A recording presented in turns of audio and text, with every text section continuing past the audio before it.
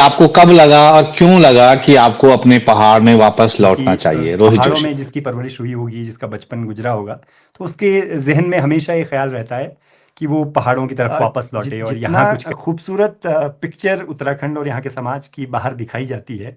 ये सच है कि उतना खूबसूरत नहीं है, यहाँ की समाज के अपने संकट है। आपको यहाँ उस दौरान झुंझलाहट हुई किस तरह की, यार हम गलत फंस गए, यार मैं वापस ये जाऊंगा मैं? मुझे लगता है कि जितना पहाड़ में रहना ज़रूरी है पहाड़ के युवाओं के लिए, उतना ही पहाड़ से बाहर भी एक्सप्लोर करना ज़रूरी है। हमने देखा है पैथेटिक कंडीशन है सड़कों की कि आप टूरिस्ट को के लिए जब तक आप इंफ्रास्ट्रक्चर नहीं देंगे तो आप इस तरह का टूरिस्ट को वेलकम नहीं कर सकते।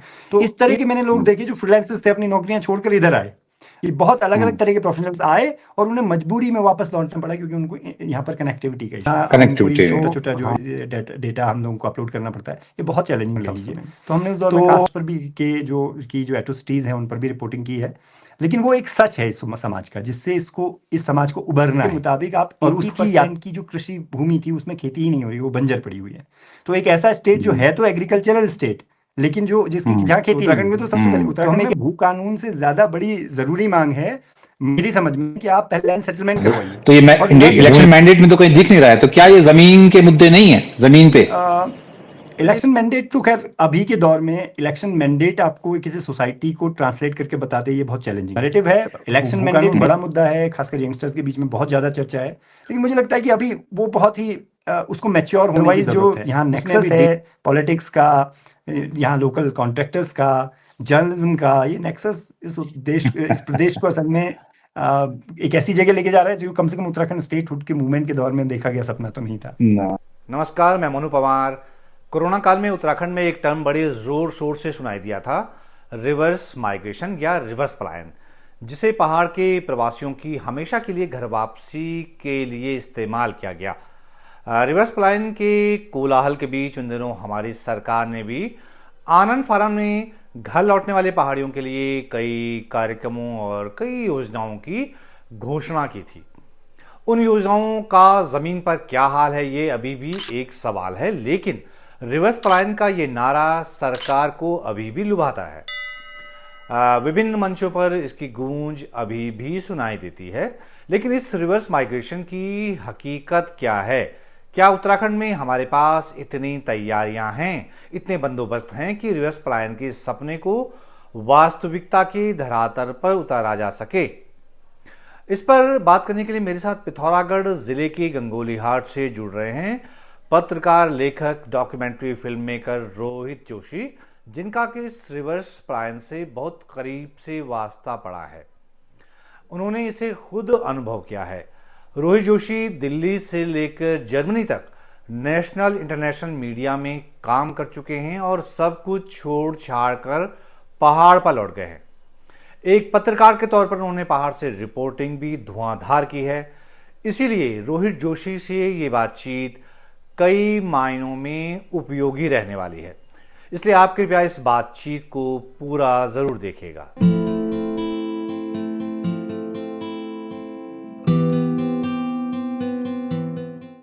तो रोहित, स्वागत है आपका और बहुत धन्यवाद समय निकालने के लिए बातचीत के लिए। आपका बहुत शुक्रिया सर। मैं आपके निजी अनुभव से मैं शुरुआत करना चाह रहा था। आपने बीबीसी जैसे संस्थान में काम किया, आपने जर्मनी की जो सरकारी मीडिया कंपनी डाउचे वेले वहां जाके काम किया, आपने दिल्ली में इंडिया टुडे ग्रुप में काम किया है, टाइम्स ऑफ इंडिया के लिए आपने रिपोर्टिंग की है। इसके अलावा स्वतंत्र रूप से आप बहुत सारा काम कर रहे हैं और अभी भी पहले भी किया है आपने। तो नेशनल इंटरनेशनल मीडिया का अनुभव होने के साथ जो आपकी प्रोफाइलिंग थी वो बढ़ी है। उम्र भी आपकी ज्यादा नहीं है, तो अचानक ये आपको कब लगा और क्यों लगा कि आपको अपने पहाड़ में वापस लौटना चाहिए? रोहित जोशी।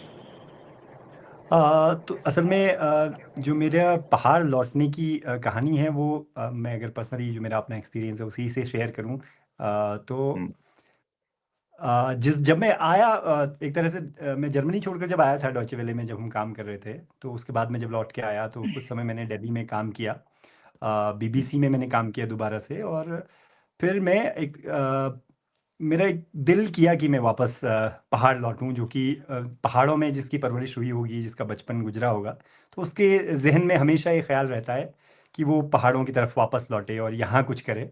तो वही ख्याल था, लेकिन वो बहुत ज़्यादा लेकिन जिस दिन मैं लौटा हूँ उस दिन मुझे ना बहुत कॉन्क्रीट कोई चीज़ कोई पिक्चर क्लियर थी नहीं सामने।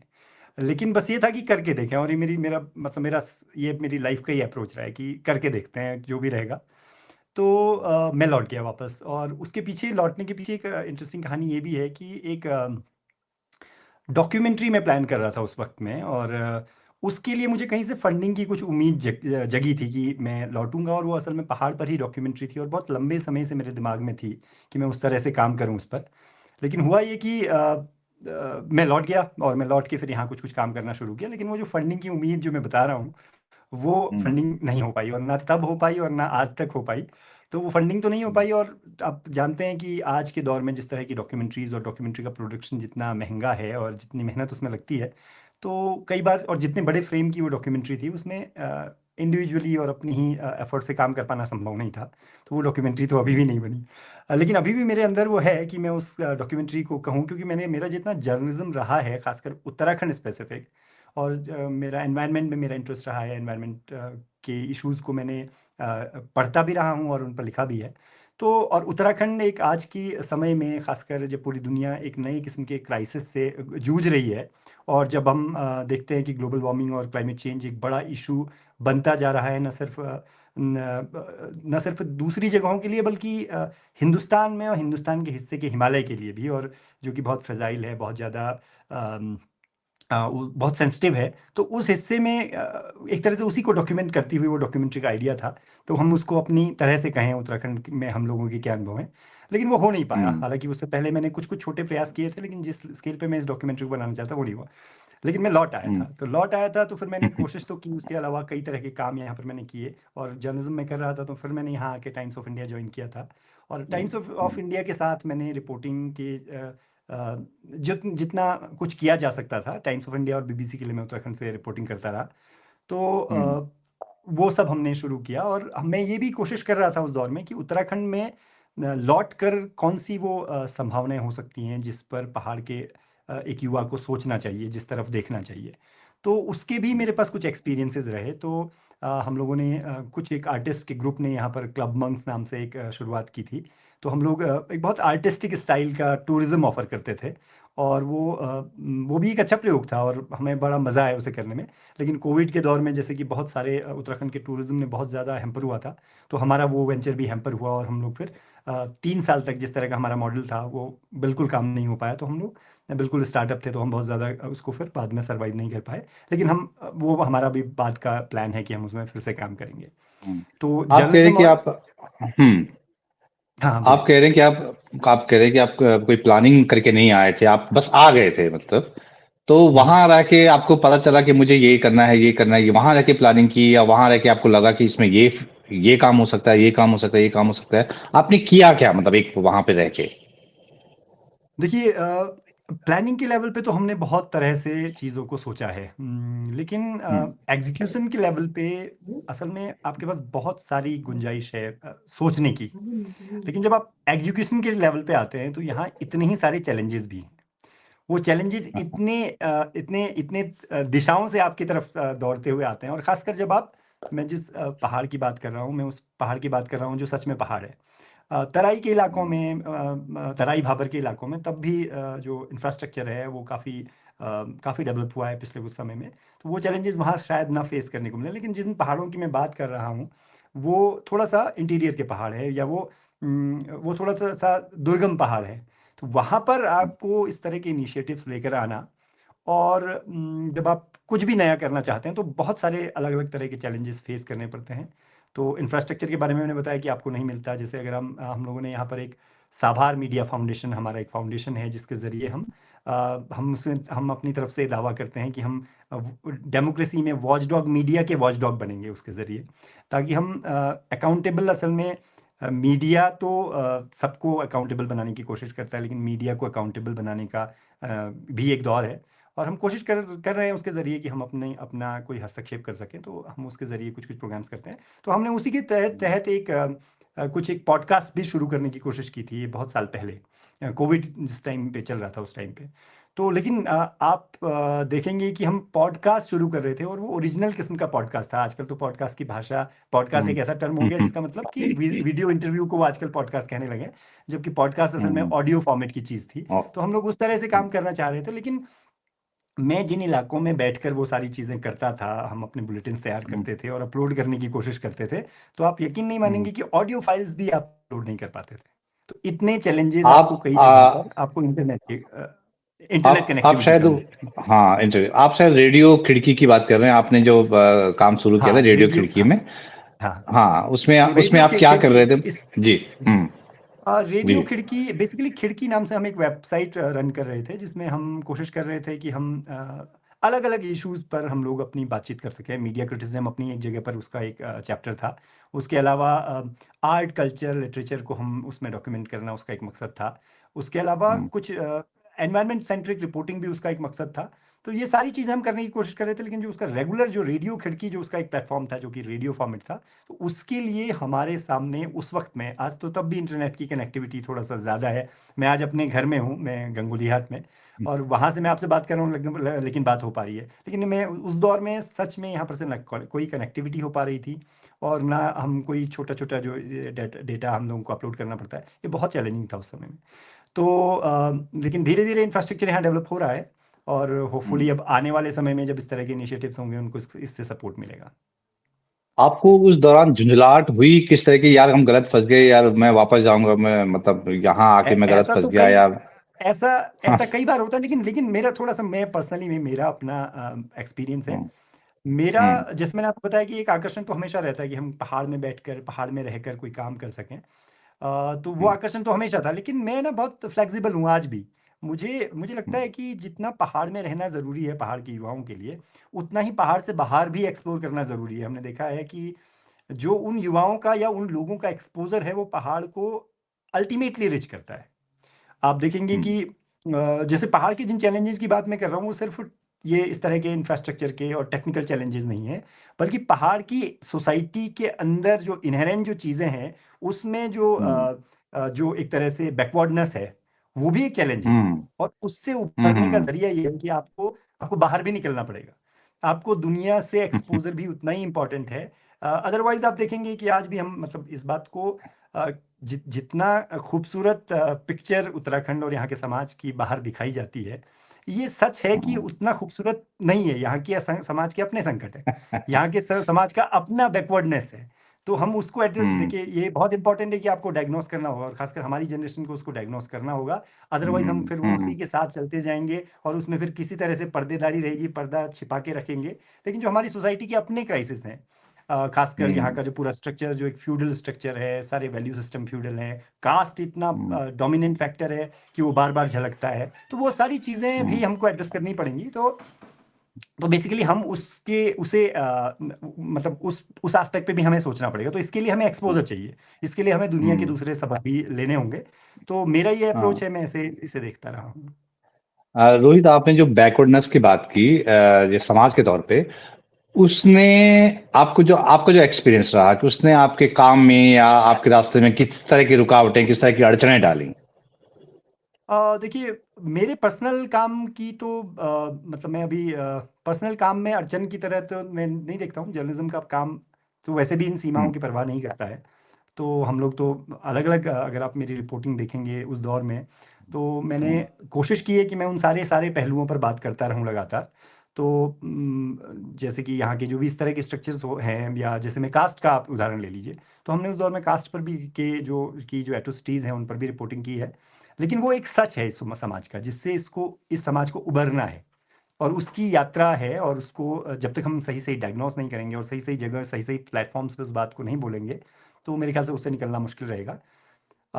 और जर्नलिज्म के एक्सपीरियंसेस तो मैंने आपको शेयर किए ही। हम्म, उसके अलावा जो हमारा जो मेरे ख्याल से अ, जो दूसरा हमारा वेंचर रहा है, वो टूरिज्म का रहा है। तो टूरिज्म के अपने किस्म हम्म, के चैलेंजेस हैं यहाँ पर अभी भी। तो उन पे हम्म। भी बात कर सकते हैं। आपने टूरिज्म की बात की, रोहित जोशी, आप तो मीडिया और फिल्म मेकिंग का एक्सपीरियंस लेके आप पहाड़ में लौटे थे, वो थोड़ा डिफरेंट तरह का काम है। हम्म, अ, अभी इस बीच मैं देख रहा हूँ कि जब जो रिवर्स पलायन वाले करने वाले लोग हैं जिनको, या जो लोकल लोग, जो सक्षम लोग हैं, उनका ज्यादातर जो है वो होम स्टे व एक कल्चर जो है वो उसमें बड़ी दिलचस्पी दिखा रहे हैं लोग। आपने पहाड़ों की काफी खाक छानी है, वहां बहुत रिपोर्टिंग की है। क्या आपको इतना इसका अंदाजा है कि वो जो सेल्फ एम्प्लॉयमेंट के लिए वहां किस क्षेत्र में ज्यादा काम हो रहा है? अ, ये एक्चुअली जो मेरा अपना एक्सपीरियंस है इसमें, बीइंग एन एंटरप्रेन्योर और बीइंग हम्म। अ रिपोर्टर, वो दोनों ही अगर हम्म। मैं क्लब करूं तो असल में ये एक बहुत अच्छा ट्रेंड है। दरअसल उत्तराखंड के बारे में अगर आप उत्तराखंड के इतिहास को देखें, जब उत्तराखंड हम्म। स्टेट का जो की अवधारणा बन रही थी, तो और उत्तराखंड स्टेट बना, तो सारी ही सरकारों ने, चाहे वो किसी भी पॉलिटिकल पार्टीज की आई, तो दो चीज़ों पर बहुत फोकस किया था। एक था कि इसे हम्म। ऊर्जा प्रदेश बनाना है, दूसरा था इसे पर्यटन प्रदेश बनाना है। तो हम लोग जब हमसे ये भी सवाल पूछा जाता था उत्तराखंड आंदोलन के समय में, हमने तो किताबों में और लोगों के इंटरव्यूज़ में वगैरह वगैरह हमने सुना देखा है कि जब ये सवाल पूछा जाता था कि आप एक छोटा सा स्टेट है, आपका हिली टेरेन है, आपका प्रोडक्शन मतलब के लेवल पे आपका एग्रीकल्चर उस लेवल का नहीं है कि आप उसको कमर्शियली कर सकें और अपने एक हम्म। तरह से एक मजबूत इकोनॉमिक रीढ़ बना सकें, और या फिर हम्म। आपका आपकी जो ये इस तरह के जो आपके टोपोग्राफिकल जो चैलेंजेस हैं, उसके जरिए आप तो एक सर्वाइव नहीं कर पाएंगे एक स्टेट के बतौर। तो हमारा ये जवाब होता था कि नहीं नहीं, हमारे पास इतनी खूबसूरत वादियाँ हैं और हम टूरिज्म इसमें डेवलप करेंगे, हमारे पास इतनी सारी नदियाँ हैं, हम इससे एक तरह का ऊर्जा प्रदेश इसे बनाएंगे। तो उस रास्ते में हम लोग बाद में चले भी और बहुत ज़्यादा हमने कहा भी। तो हम्म। लेकिन अगर हम उसकी पड़ताल करें, सही से पड़ताल करें, तो हम टूरिज्म में जो हमारी खूबसूरती है, जो उत्तराखंड की खूबसूरती है, मुझे लगता है उसको एक्सप्लोर करने में बहुत पीछे रह गए हैं अभी भी। हमारे यहाँ रिलीजियस हम्म। टूरिज्म है। आप देखेंगे कि हम्म। गढ़वाल की तरफ जो चार धाम पड़ते हैं, उसमें गढ़वाल के एक पर्टिकुलर जो इलाके हैं, जो चार धाम की तरफ सड़क जा रही हो या फिर उसके आसपास, वहाँ पर बहुत एक तरह के इंफ्रास्ट्रक्चर डेवलपमेंट हमें दिखता है। लेकिन उसके अलावा उत्तराखंड में टूरिज्म का कोई हमने ऐसा देखा नहीं कि एक बहुत ही ऑर्गेनाइज्ड और एक बहुत अच्छा टूरिज्म हम लोग डेवलप कर पाए, नहीं कर पाए। तो लेकिन हम्म। जो ये वाले इनिशिएटिव्स हुए, जब लोगों ने अपने पहाड़ों की तरफ पीछे देखा और उनको ये आइडिया आया कि वो होम स्टेज बनाएं या हम्म। अपनी लाइवलीहुड उससे भी चला सकते हैं, तो ऐसे बहुत इंटरेस्टिंग प्रयोग हुए हैं जिसमें लोगों ने काफ़ी अच्छे स्टेज देना, वो काफ़ी प्रोफेशनल तरीके से होम स्टेज देना, ये सब कुछ शुरू किया है। मुंशियारी जैसे हम्म। इंटीरियर इलाकों में भी एक पूरा गांव ही हम्म। जो है, मेरे ख्याल से सरमूल नहीं, सतमोली ऐसे कुछ नाम है, सॉरी मैं अभी नाम मिस कर रहा हूँ उस गांव का। वो पूरा गांव ही एक हम्म। इस तरह का गांव, होम स्टेज का गांव शुरू बना है। तो ये अगर हम्म। यहाँ की इकोनॉमी और यहाँ के एक बहुत ही इकोनॉमी को अगर वो एनवायरमेंटल फ्रेंडली वे में अगर वो सपोर्ट कर पा रहे हैं, तो वो काफ़ी इंटरेस्टिंग है। तो उसको तो हाँ। अप्रिशिएट किया जाना चाहिए। लेकिन हाँ, ये ज़रूर हुआ है कि इस बहाने यहाँ पर सारी के सारी कमर्शियल प्रॉपर्टीज अब होम स्टे के कम। नाम पर रजिस्टर्ड है, क्योंकि उसमें काफ़ी रियायत है। हाँ, दरअसल ये सवाल मैं इसलिए भी पूछ रहा था रोहित आपसे, क्योंकि उत्तराखंड सरकार के एक पलायन आयोग की रिपोर्ट मैंने खंगाली। उसमें 2018 से 2022 के बीच की जो है उसमें डिटेल है, कुछ कुछ सर्वे का जिक्र है, अंतरिम रिपोर्ट है ये। और उससे हम्म, पता चलता है कि 2018 के बाद सबसे ज्यादा लोगों ने जो है दुकान खोलने को तवज्जो दी है। मतलब छोटे उद्यम जो जिसे कह सकते हैं सूक्ष्म लघु व्यवसाय जो है, तो हम्म, 22% के आसपास जो है, 23% इवन के आसपास दुकानें जो हैं उसमें ज्यादा लोग गए हैं, 23% के आसपास ऐसे तादाद है। इसके हम्म, अलावा इसके बाद जो दुग्ध उत्पादन है, सब्जी उत्पादन है, टैक्सी सेवा जो है, लोग टैक्सी वैक्सी ले लेते हैं, और होम स्टे आएगा, वो आता है 1.58% होम स्टे, ये हम्म, उसमें जिक्र है। तो ज्यादातर का जो जो जो है दुकानें खुली हैं लोगों ने, मतलब वो जो बहुउद्देशीय दुकानें होती हैं जो है। तो हम्म। इसलिए मैं ये सवाल पूछ रहा था कि वहां पे क्या आपको दिख रहा है, आपने इतनी रिपोर्टिंग की है, क्या ये जो बाकी क्षेत्र हैं, जैसे दुग्ध उत्पादन है, सब्जी सब्जी है, टैक्सी सेवा है, या दुकानें हैं, ये यही हमारे पास बचा है? होम स्टे, लोकल लोग भी होम स्टे में इन्वॉल्व हैं, या सब जो कह रहे हैं कि बाहर से लोग आ रहे हैं वो ज्यादा उसको उसमें ज्यादा दिलचस्पी दिखा रहे हैं?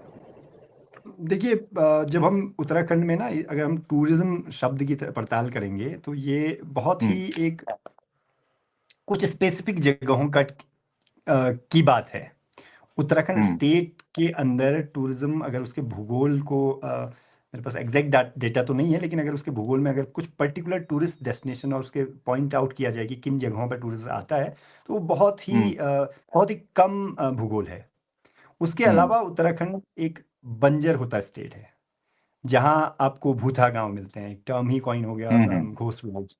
और हम्म आपके अगर आप इस तरह के डेटाज पे ध्यान दें, जैसे अभी बहुत ज़्यादा शोर है भू आंदोलन का, भू कानून आंदोलन का, तो उस हम्म आंदोलन के समय में जिस तरह से बहुत सेंटिमेंटल बना के उसे पेश किया जाता है, इसमें ये दर्शाया जाता है कि हमारे पूरे उत्तराखंड की जो पहाड़ी लैंड है उस पर बिल्कुल आउटसाइडर्स और माफिया की नज़र है, और वो बिल्कुल उसको हड़प लेना चाहते हैं।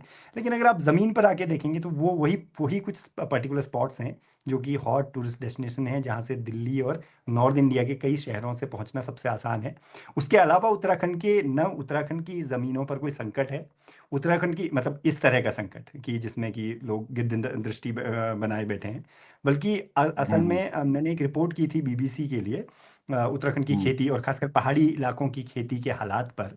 तो उस रिपोर्ट हम्म में मैंने हाईकोर्ट ने एक बार मेरे ख्याल से कुछ साल पहले, 4-5 साल पहले, हाईकोर्ट ने एक ऑर्डर दिया था जिसमें कि वर्ग 4 की ज़मीनों को उसके कब्जेदारों को दे देने की बात की थी। तो वो एक बहुत ही इम्पॉर्टेंट फैसला था उत्तराखंड हाईकोर्ट का। लेकिन उसके बहाने उस रिपोर्ट में कई चीज़ें और भी मेंशन थी, उस फैसले के साथ कई रिपोर्ट्स में मेंशन थी। उन उन रिपोर्ट्स में अगर आप नज़र डालेंगे तो वो हम्म रिपोर्ट का दावा ये था कि उत्तराखंड में जो कुल मिला के 6% के आसपास की जो पब्लिक ओनरशिप वाली जो लैंड है उत्तराखंड के पर्वतीय इलाकों में, उसमें से हम्म 80% जो ज़मीन है, वो 80% ज़मीन जो है वो बंजर हो गई है या खेती से इतर इस्तेमाल हो रही है। अगर आप उत्तराखंड का आज का भी करेक्टर देखेंगे, उत्तराखंड अल्टीमेटली एक इंडस्ट्रियल स्टेट तो नहीं है। उत्तराखंड का पहाड़ी इलाके की अगर हम खासतौर पे बात करें, तो और यहाँ पर कोई भी एक बड़ी इंडस्ट्री नहीं है। टूरिज्म को जबरदस्ती कहा जाता है, लेकिन अगर अगर आप एज होल पूरे उत्तराखंड के भूगोल के हिसाब से बात करेंगे तो उत्तराखंड इस लेवल की टूरिज्म इंडस्ट्री भी नहीं है। तो उसके अलावा हमारे पास अभी भी हमारी जो ग्रामीण अर्थव्यवस्था है वो कृषि आधारित है। लेकिन आप सोचिए कि हम जो जिस रिपोर्ट का हाईकोर्ट ने हवाला दिया था, उस रिपोर्ट के मुताबिक आप 80% की जो कृषि भूमि थी उसमें खेती ही नहीं हो रही, वो बंजर पड़ी हुई है। तो एक ऐसा स्टेट जो है तो एग्रीकल्चरल स्टेट, लेकिन जो जिसकी जहाँ खेती नहीं हुई है, तो हम एक ऐसे स्टेट में भी रहते हैं। तो हम एक अजीब सा क्राइसिस इधर है। और जो नरेटिव है वो असल में उसकी सही सही फैक्चुअल पड़ताल के बगैर बगैर सेट होते हैं और सेंटिमेंटल ज़्यादा होते हैं। तो हाँ इसमें टूरिज्म का भी वही केस है कि टूरिज्म जिन इलाकों में है, अगर हम उन्हें गिनना चाहें तो वो अंगुलियों में गिने जा सकते हैं। हम कुमाऊं की बात करेंगे तो आप ज़्यादा से ज़्यादा नैनीताल, रामगढ़, मुक्तेश्वर का इलाका है। उसके अलावा अगर आप थोड़ा सा रामगढ़ का तराई वाला इलाका, क्योंकि कॉर्बेट जिम कॉर्बेट पार्क है तो वो इस वजह से है। अल्मोड़ा में थोड़ा सा कसार देवी और कौसानी पहुंचते पहुंचते टूरिस्ट थक जाता है, वहां तक कौसानी तक भी नहीं पहुंच पाता। और ये मेरा प्रैक्टिकल एक्सपीरियंस है, जब हम लोग इस तरह की बुकिंग लेते थे और रोड का जो इंफ्रास्ट्रक्चर है, रोड की जो हालत है, मतलब इतनी पैथेटिक कंडीशन है सड़कों की कि आप टूरिस्ट को के लिए जब तक आप इंफ्रास्ट्रक्चर नहीं देंगे तो आप इस तरह का टूरिस्ट को वेलकम नहीं कर सकते। तो इस तरह के हाँ संकट में जूझते हुए वो कुछ पर्टिकुलर स्पॉट्स हैं जहां पर ये सारी चीजें दिखाई देती हैं, और इसी को एक हाँ बड़े दानव की तरह हाँ पेश वो जो किया जाता है। बहुप्रचारित जो चार धाम जो ऑल वेदर रोड है, वो तो है मतलब कुछ पर्टिकुलर एरिया एरिया को ही वही कनेक्ट कवर कर रही करती है। है। हाँ हाँ हाँ हाँ तो इसीलिए जो इस तरह के प्रयोग भी हो रहे हैं तो वो उन्हीं इलाकों में हो रहे हैं। कई बार बहुत लोकल लेवल पे लोग इनिशिएटिव लेकर इस तरह के होम स्टेज वगैरह बना रहे हैं। कई बार बाहर के लोग हम्म आके भी इस तरह का करते हैं, लेकिन मुझे जो पर्सनली लगता है, दो हम्म तरह के बाहर के लोग इधर आते हैं। मैंने अपनी पर्सनली कई बाहर के लोगों को यहाँ आते आकर काम करते हुए देखा, जिनकी बहुत ज़्यादा महत्वाकांक्षाएं नहीं है, जो एक तरह के सुकून की तलाश में भी हैं और एक इसी तरह की लाइफस्टाइल की तलाश में वापस हम्म पहाड़ लौट आते हैं, जिस तरह से हम लोग पहाड़ लौटते हैं। तो उनकी कोई ऐसी हम्म मंशा नहीं होती कि वो उत्तराखंड की पूरी डेमोग्राफी बिगाड़ कर, या उत्तराखंड के पूरे करेक्टर को बिगाड़ देने की उनकी मंशा नहीं होती, बल्कि एक तरह के कोई एग्जिस्टेंस के साथ ही के लिए ही वो इधर आते हैं। तो ये इस तरह के जो हम्म बहुत ही लोकलाइज्ड, हाइपर लोकलाइज्ड जो नैरेटिव चलते हैं, वो असल में हम्म और वो हो सकता है कि कई बार बहुत ज़्यादा तमीज़ के लोग हों, बहुत ज़्यादा एजुकेटेड लोग हों, बहुत ज़्यादा आपकी सोसाइटी को एक तरह से नई किस्म के अनुभवों से रिच कर सकें, इस तरह के लोग भी वापस लौट वह इधर आते हैं। तो मुझे लगता है कि एक फ़िल्टर हम्म आपके पास होना चाहिए, एक सपाट नैरेटिव नहीं चलाना चाहिए किसी भी तरह का। तो आपको आपके अंदर, क्योंकि देखिए पलायन का जो इतिहास है, इंसान पलायन से ही बना है। तो आज जिसको आप अपनी अल्टीमेटली अपनी ज़मीन मानते हैं, वो इतिहास में एक दौर था जब आपकी भी नहीं थी। तो ये चीज़ें तो चलती रहेंगी। तो आपको एक, आपके अंदर एक टॉलरेंस होना चाहिए, एक एडवांस प्रोग्रेसिव समाज के अंदर एक टॉलरेंस होना चाहिए कि वो वेलकम कर सके नए थॉट्स को, नए लोगों को, और उससे आप एक वाइब्रेंट सोसाइटी बने रहेंगे। तो रोहित, आप जो भूमि कानून वाला मसला है उसे आप कह रहे हैं कि ये सेंटिमेंट को ग्रैब करने का मामला दिख रहा है।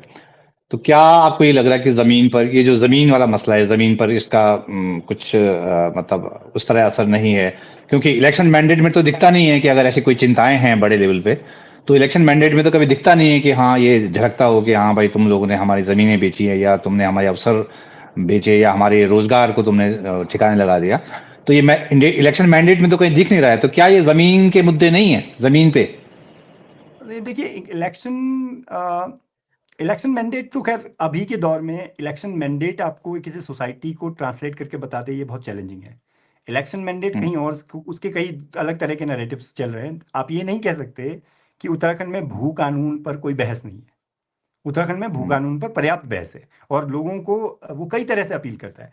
कई लोग हैं जो उनको बहुत सारे डेटा के साथ भी डिफेंड करते हैं, तो हम्म, वो उनका भी वेलकम होना चाहिए। लेकिन कई लोग हैं बहुत सेंटिमेंटली भी आपके साथ कनेक्ट कर जाते हैं। देखिए इस तरह के इश्यूज हमेशा आपको, इवन जो उत्तराखंड में हम्म, रह रहे हैं या उत्तराखंड के बाहर रह रहे हैं, उनको भी कनेक्ट करेंगे। तो ये इलेक्शन मैंडेट तो अभी आप देखिए हरियाणा में क्या हुआ है, महाराष्ट्र में क्या हुआ है, तो उसके बाद से अब इलेक्शन मैंडेट आपको किसी सोसाइटी का के अंदर के डिस्कोर्स को समझा देगा, आज ये कहना बहुत मुश्किल है। क्योंकि आप भी देख रहे होंगे, आप दिल्ली से भी महसूस कर रहे होंगे कि भू कानून पर बहस नहीं है, ऐसा तो नहीं है। और जो हम्म, नैरेटिव है वो जैसे भी चल रहा है, मुझे लगता है कि इसको थोड़ा सा सिरे से मैं सारी चीज़ें खारिज भी नहीं कर रहा। अगर कोई इस तरह हम्म, का थ्रेट है, और अगर इस तरह से कि जिसको ये टर्म कॉइन किया जाता है कि कोई माफिया है जो इसमें बैठा हुआ है और जो सौदेबाजी कर रहा है, दलाली कर रहा है, अगर ऐसा है सच में, जिसके बारे में मतलब हम्म, मेरे पास डेटा नहीं है, तो अगर है तो उस पर बात हम्म, होनी चाहिए, उस पर एक अच्छी हेल्दी चर्निंग होनी चाहिए, जिसके जरिए फिर हम इसको एक तरह से इस नैरेटिव को समझ सकें हम्म, सही तरह से, और फिर हम हम्म, इस पर कुछ बात कर सकें। उत्तराखंड में देखिए जो रीजनल इश्यूज हैं वो उत्तराखंड की पॉलिटिक्स में हम बहुत लंबे समय से देख हम्म, रहे हैं, बहुत काम नहीं कर रहे। अदरवाइज उत्तराखंड हम्म, परिवर्तन पार्टी की ये दुर्दशा नहीं हुई होती। और जो हम्म, नेशनल जो नैरेटिव है वो उत्तराखंड में बहुत तरीके से काम करते हैं। उत्तराखंड में हम्म, हम्म, राम मंदिर का मुद्दा बहुत तरीके से काम करता है, उसका गहरा असर भी है, और वो हम्म, बार बार काम भी कर रहा है। तो इस तरह के, हम्म, अब उसको थोड़ा मैं नहीं समझ पाता इस तरह से कि इनसे ऐसे इसको देखना चाहिए। नैरेटिव है, भू कानून बड़ा मुद्दा है, खासकर यंगस्टर्स के बीच में बहुत ज़्यादा चर्चा है। लेकिन मुझे लगता है कि अभी वो बहुत ही उसको मैच्योर होने की ज़रूरत है, उसमें अभी डेटा पर काम होने हम्म, की ज़रूरत है, सो एक तरीके से हम्म, समझने की ज़रूरत है। हम्म। तो मुझे मेरी मेरी ये समझ है। आ, रोहित, वैसे भू कानून वैसे जो है जो 2004 में बना था, वो कृषि भूमि को बचाने के लिए था, मतलब उत्तराखंड जैसे हिमाचल की तर्ज पे। और मैंने 2009 या 10 का उत्तराखंड सरकार का डेटा देख रहा था, तो 13%, 12 या 13% के आसपास कृषि भूमि है। आपने अभी बताया कि लगभग 80% जमीन जो है बंजर पड़ी है, आपने जो मेरे हाई ख्याल से कोर्ट के उसका जिस जिक्र डेटा की किया। आप बात कर रहे हैं ना, 12-13% का हम्म, जो डेटा है वो उत्तराखंड के पर्वतीय इलाकों का नहीं है, मेरे ख्याल से कुल मिलाकर होता होगा। समग्र, अच्छा, ठीक है। हाँ, तो पूरे कुल मिलाकर उत्तराखंड का, जो हाँ। अभी देखिए, चलिए इस बार ने जब बात से छिड़ी है तो एक दूसरे संकट पे भी बात करें। उत्तराखंड में हाँ। ये डेटा इसीलिए इतना कंफ्यूजिंग है, और कोई भी स्कॉलर इसके बारे में कोई एक पुख्ता डेटा नहीं देता है, क्योंकि उत्तराखंड में हम्म, बंदोबस्त नहीं हुआ है। भूमि का बंदोबस्त हाँ। हुए 1962 के बाद से, जब तक लैंड वाह। सेटलमेंट नहीं हुआ है, तो आप सही से डेटा कहाँ से लेकर आएंगे? तो उत्तराखंड में तो सबसे पहले, हम्म, उत्तराखंड में भू कानून से ज्यादा बड़ी जरूरी मांग है मेरी समझ में, कि आप पहले लैंड सेटलमेंट भू- करवाइए। और न सिर्फ भूमि लैंड बंदोबस्त। सेटलमेंट करवाइए, बल्कि जो, अगर आप इतिहास के, यहाँ के उत्तराखंड के वन आंदोलनों का इतिहास देखेंगे, तो लोगों के हम्म, कम्युनिटी लैंड को, लैंड जितनी थी वो सिमटती गई है, वो फॉरेस्ट लैंड में तब्दील होती हम्म, गई है। तो आप इन सारी चीज़ों को जब तक एड्रेस नहीं करेंगे, और खासकर उत्तराखंड भी एक ऐसा स्टेट है, जैसा कि हर जगह होता है, यहाँ की पॉपुलेशन बढ़ती गई है, फैमिली में ज़मीन डिस्ट्रीब्यूट होते होते आज उत्तराखंड के हम्म, एक औसत किसान के पास 2 नाली से ज़्यादा ज़मीन नहीं है। उसके अगर हम्म, ऑफिशियल ज़मीन उसके पास 2 नाली से ज़्यादा नहीं है। तो इस सिचुएशन में आप अगर 2 नाली ज़मीन भी अगर आपके पास कुल मिलाकर नहीं है कि किसान के पास, आप उससे कैसे उम्मीद करेंगे कि वो उत्तराखंड के गाँव में रहकर खेती बाड़ी करे? और वो 2 नाली की ज़मीन में अपनी पूरी साल भर के अनाज भी उगा ले और आपके स्टेट को टैक्स का कंट्रीब्यूशन भी कर दे और इससे आपका स्टेट रिवाइव हो जाएगा। ऐसा नहीं संभव है। तो जब लैंड सेटलमेंट हो तो उसके साथ भूमि सुधार की भी ज़रूरत है। और ऐसे भूमिहीन जिनके पास ऐसे बहुत कम लैंड बची है या जिनके पास बहुत इस तरह की लैंड है कि जिससे वो साल भर का गुजारा भी नहीं कर सकते, उनको लैंड देने की ज़रूरत है स्टेट की तरफ से। और ऐसे तो बहुत भूमिहीन कृषक भी हैं, खासकर दलित कम्युनिटी के ऐसे बहुत सारे लोग हैं जिनके पास लैंड है ही नहीं, तो उनको आपको भूमि देनी भी पड़ेगी।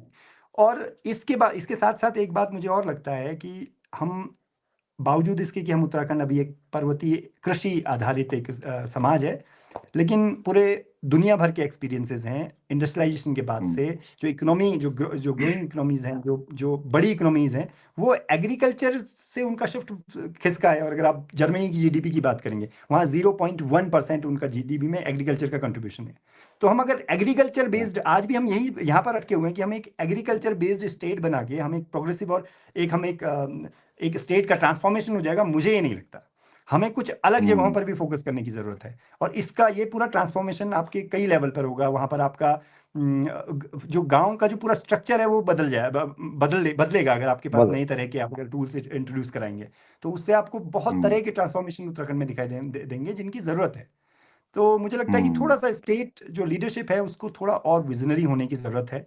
और विजनरी होने के अलावा यहाँ पर सारी चीज़ों को इम्प्लीमेंटेशन भी सही से हो पाए, ये बड़ा इंपॉर्टेंट है। अदरवाइज जो यहाँ नेक्सस है पॉलिटिक्स का, यहाँ लोकल कॉन्ट्रैक्टर्स का, जर्नलिज्म का, ये नेक्सस इस प्रदेश को असल में एक ऐसी जगह लेके जा रहा है जो कम से कम उत्तराखंड स्टेटहुड के मूवमेंट के दौर में देखा गया सपना तो नहीं था।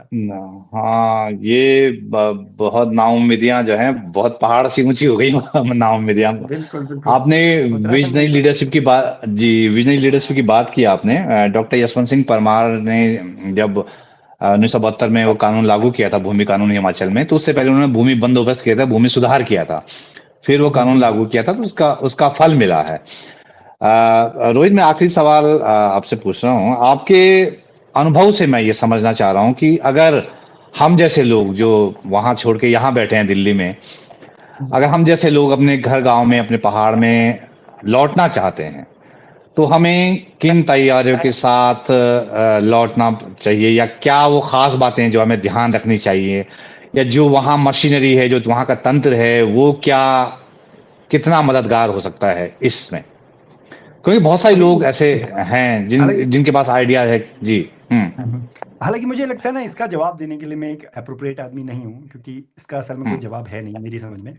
लेकिन मुझे ये लगता है कि ना, उत्तराखंड के बारे में अभी आपने इसी से ठीक पहले आपने विजय परमार जी का उदाहरण लिया है और हिमाचल के हाँ। स्टेट की बात की है। और अब मैं यहाँ कुछ बात कहना चाहता हूँ, जो मेरी अंडरस्टैंडिंग है मैं आपको शेयर करता हूँ। अगर आप देखेंगे उत्तराखंड और हिमाचल में जो बुनियादी फर्क है, अगर जिस वजह से हिमाचल हिमाचल है और उत्तराखंड उत्तराखंड है, तो उसकी अगर कोर वजह की तलाश करेंगे तो मेरी समझ में आता है कि लिबरलाइजेशन के बाद और पहले अलग हुए स्टेट्स हैं ये।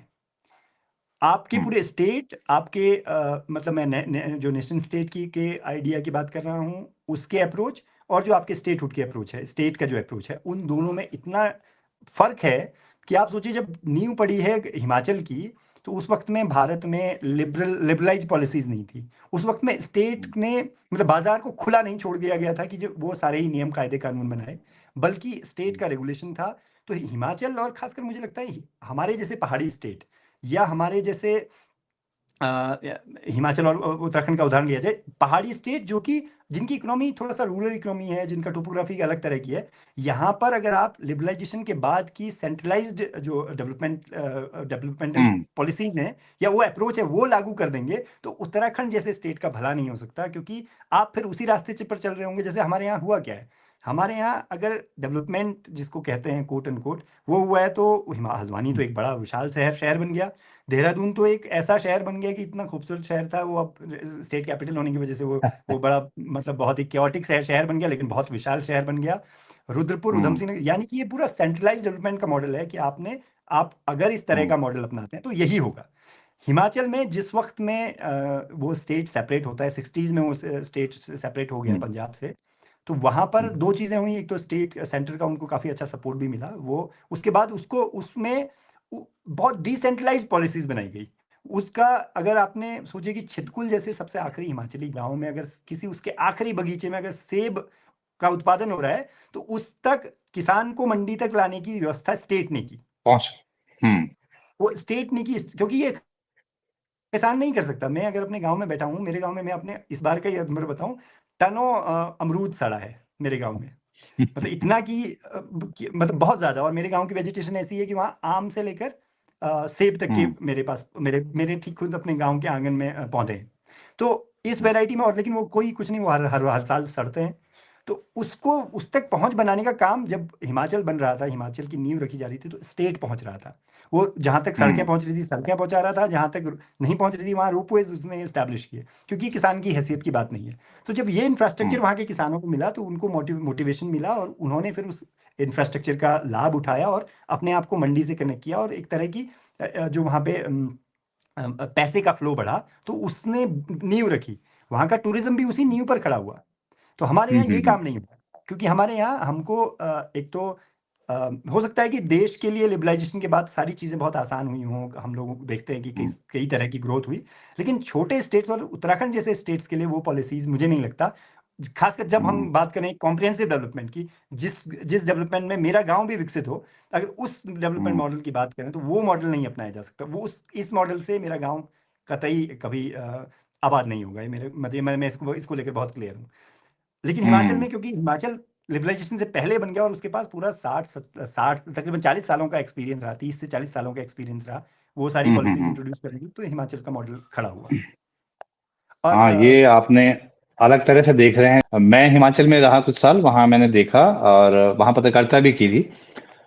तो वहाँ के गांव इसलिए आबाद हैं क्योंकि वहाँ पे मतलब डॉक्टर परमार के टाइम से ही वो कहा करते थे कि भाई तुम घर चले जाओ जल्दी, शनिवार इतवार को, सोमवार को देर में आओ, लेकिन घर जाओ, गांव जाओ और वहाँ कुछ बो। तो उन्होंने एक हम्म, कल्चर पैदा किया। और शायद 2001 या 2011 की जनगणना में मतलब 90% लोग जो है गांव में रहते हैं अभी, मतलब ऑफिशियली। तो हम्म, वो गांव, वहां भी जो है गांव अच्छे खासे विकसित हैं क्योंकि वहां एक हम्म, तरीके से चीजें की गई हैं। वो विजनरी लीडरशिप की जो आप बात कर रहे थे वही मामला है, क्योंकि विजनरी लीडरशिप का हमारे पास बहुत संकट है। हमने ठेकेदारों की बहुत बड़ी जमात पैदा करती है, तो पैदा कर उनसे अब दिया क्या जी। ज्यादा उनसे वो तो ज्यादा उम्मीद वो क्या बड़ा कर।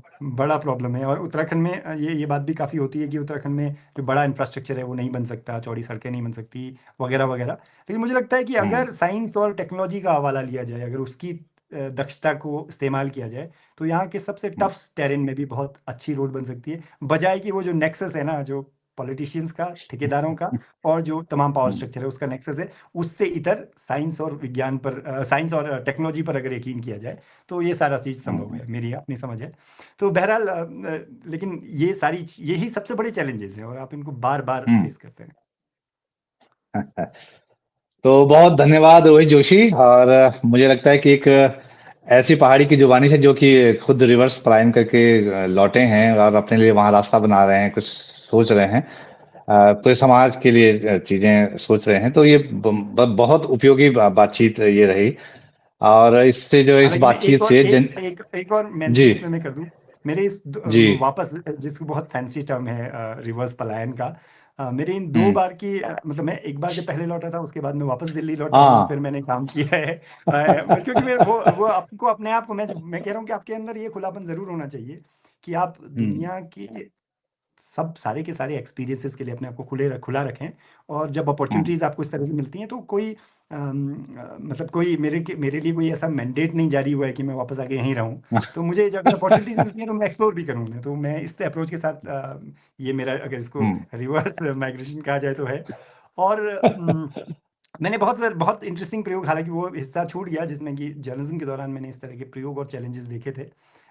मैंने अ, बहुत सारे आईटी प्रोफेशनल्स, जिनको एक तरह से देखा जाए तो जिनको इंफ्रास्ट्रक्चर के नाम पर बड़े बड़े ट्रक के लिए सड़कें नहीं चाहिए कि वो वहाँ मशीन प्रोडक्शन करेंगे और उसके ज़रिए वापस सामान के फ्लो के लिए आपको बड़ी सड़कें, चौड़ी सड़कें जहाँ बड़े बड़े ट्रक्स जा सकें, या इस तरह का नहीं चाहिए होता उनके पास। उनको एक अच्छी कनेक्टिविटी चाहिए, और वो यहाँ पर बैठ कर भी अपने वो दुनिया में कहीं पर भी काम कर सकते हैं, किसी दुनिया। भी कंपनी के लिए काम कर हम्म। सकते हैं।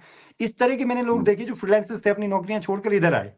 लेकिन उनको अच्छा। क्योंकि कनेक्टिविटी नहीं मिली, और ये बिल्कुल मैंने टाइम्स ऑफ इंडिया में इसके लिए इस पर एक रिपोर्ट भी की थी, जिसमें हाँ। काफ़ी केस स्टडीज थी कि बहुत अलग अलग तरह के प्रोफेशनल्स आए और उन्हें मजबूरी में वापस लौटना पड़ा क्योंकि उनको यहाँ पर कनेक्टिविटी का इशू था। कनेक्टिविटी। तो हाँ। हाँ, ये इस तरह के भी एक्सपीरियंसेस हैं इधर पे, लेकिन कभी ऐसा मौका लगेगा तो हम फिर से बात करेंगे इस मसले पर। लेकिन आज की बातचीत में हम शायद बहुत कुछ कह चुके हैं और बात काफ़ी हो गई है, तो अभी इसे विराम दिया जाए। ठीक है, तो रोहित जोशी पिथौरागढ़ जिले की गंगोली हाट से बहुत बहुत धन्यवाद जुड़ने के लिए। बहुत शुक्रिया रोहित जोशी। आपका बहुत बहुत शुक्रिया मोनू जी।